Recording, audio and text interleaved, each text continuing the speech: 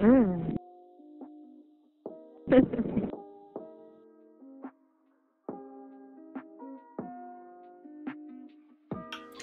Welcome back to another week of Word of Mouth. Still discussing relationship, career advice, family, friends, etc., etc. Y'all know the spiel at this point.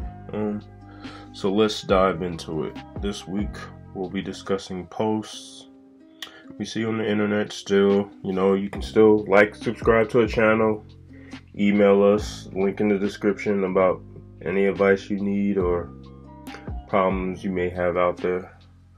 So let's begin with the first post. This is gonna be more so focused on relationships and giving and taking, and understanding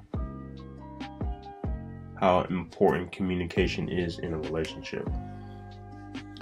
Being in a relationship with someone who is naturally a giver is enjoyable, but you also need to be aware of the fact that just because they give a lot and like taking care of people doesn't mean all you should do is take.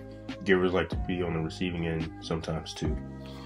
So this time, this is more so on the side of reciprocate what you require a little bit.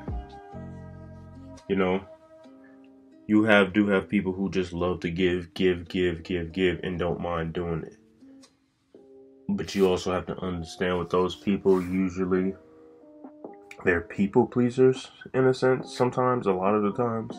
So they may not be the most fluent at expressing how they feel about things or communicating. So it may take a little more to pull it out of them, but you still can do it.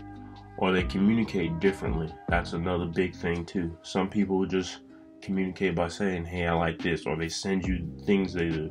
Like my communication style is more so, I can articulate well, but I'm not the type of person to be like, hey, I like this, go buy me this. I'll show you things that I like, and you just have to kind of pay attention to what I like and dislike. You can ask questions and, I'll answer them, but that's not really, never felt too comfortable with saying, hey, can you buy me this? That's just not who I am as a person. Whereas there's some people who cool with that, So you just got to understand who people are. And let's just dive in on the topic of being a giver. Giver are genuine people. They'll do things, and when they do it, they don't expect anything back. They'll probably forget they even did it for you. Somebody has to remind you of the fact that they did something. For example, I've had a young lady I used to date. She used to do stuff for me all the time. And we would have conversations later, and she'll have forgotten that she even did it, at least perceived to me that she forgotten. You are not a giver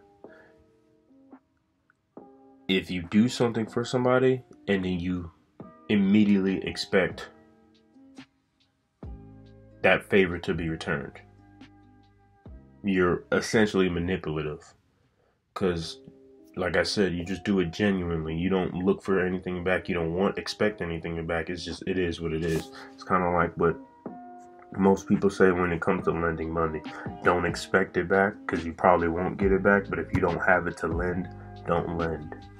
So that's really the aspect of givers, because a lot of people feel like they're giving so much, and the reality is they're not. What they're doing is kind of being manipulative and doing it to, I guess, have a leg up on someone or have that favor in the pocket later. Some people do it intentionally, some people don't. It's really up to you to decipher if that person is doing it from an intentional aspect, or is it like childhood trauma of always doing something for somebody and then them burning them. Next post will be being married or committed to one person is a beautiful thing. Don't let these folks tell you a lie. Ain't nothing being better than having a soulmate, best friend, lover, and protector. This is true, but everything ain't for everybody.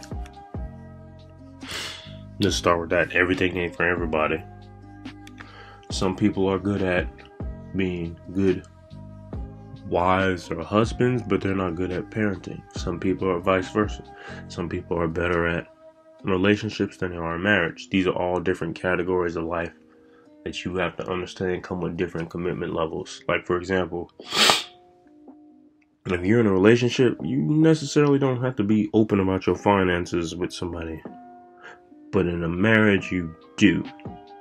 Because now you're trying to build wealth. Like, you should be doing that by yourself, of course, but most people want kids or have a family, want to build generational wealth so they can pass on to their children, or it's something to happen to the house or apartment, wherever you live, that you have that to back on. Nobody wants to be with somebody who's still spending all their money on clubs and shoes and nails and makeup and whatever else people spend their money on that's unnecessary, and they're still trying to scrape by.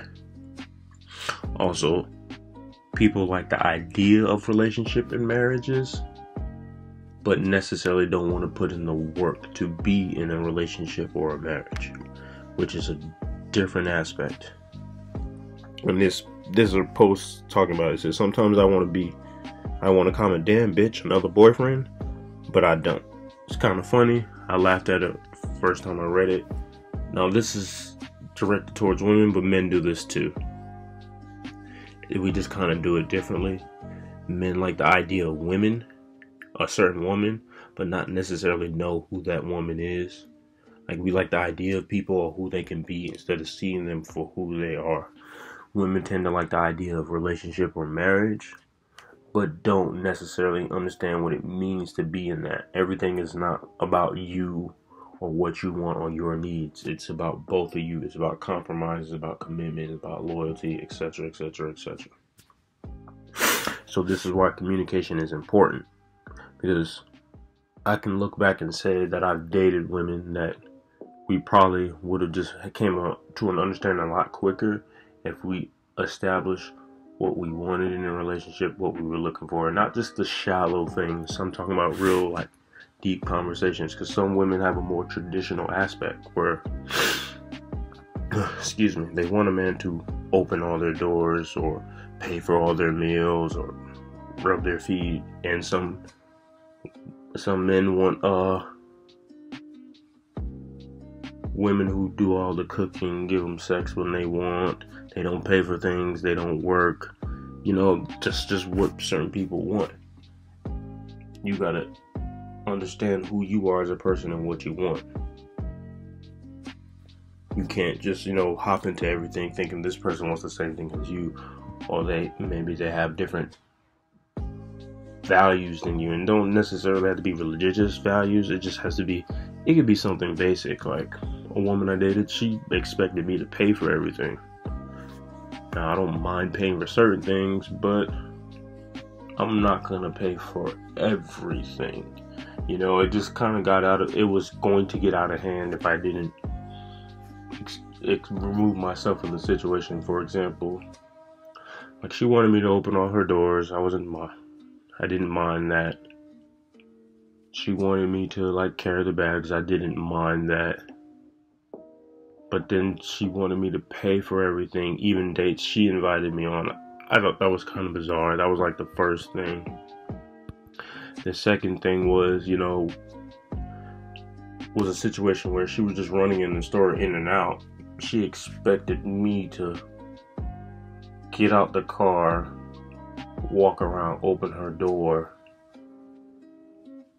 let her get out, wait till she got back out, get the bag, open her door, put it in the car, and go back in the car. To me, that was a lot of wasted time and effort if it's supposed to be an in and out thing. Like, if it's supposed to be just a 5-minute trip, I see nothing wrong with somebody just waiting, like, the fire lane, even though you're not supposed to, waiting in the fire lane for you to get what you need and get out. Is her perspective wrong? No, but it just wasn't something I agreed to. Also didn't agree to having to pay for everything either, because when we went out, which was a frequent thing, I was paying for everything, but she also expected me to buy groceries at her place. Granted, I didn't eat there every day, maybe 2-3 times a week, and I didn't stay there every night either. So, if I did stay there, I had eaten before I even got to her place. So I thought that was kind of bizarre too, on top of opening her doors or this or that. on top of the fact that she felt like she was doing so much. And then on my spectrum, it's like, you're not really doing anything I can't do for myself or out of the way. Because, you know, it's like she didn't drive ever. I always did all the driving. Mm.